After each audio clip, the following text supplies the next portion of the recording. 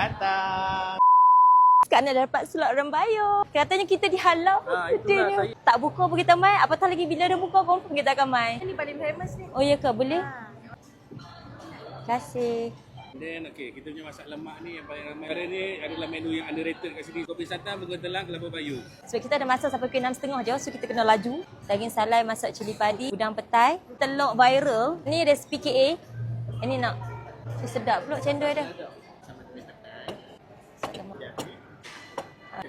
Oh, okay. Kita ada telur viral, kita ada masak lemak, daging salai. Ni resepi KA yang ni kena try. Lepas tu kita ada udang petai dengan ayam goreng kampung. Ayam kelapa, bunga telang. Kopi santan. Dia tak rasa pelik, dia rasa macam lemak-lemak dekat ujung tu, sedap. Yang penting ada petai. Dia pedeti ni pedas itu kan.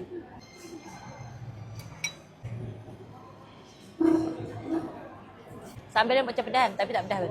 Dia petai. Sayur lemak. Ini sedap. Telur viral.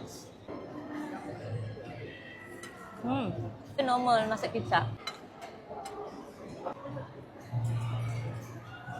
Sedap. Okey, tapi kurang manis. Yang ni buku ubi. Kalau kat nak nampak rupa ni macam tepung talam.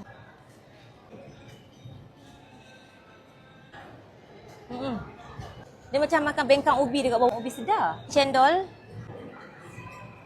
Tapai bersama aiskrim. Tapai dia, ya Allah, manisnya juicy weh. Selamat Raya. So congrats for Rembayo. Okay. Alright. Okay, baik. Total yang Kak nak makan adalah sebanyak RM310 2 kupang.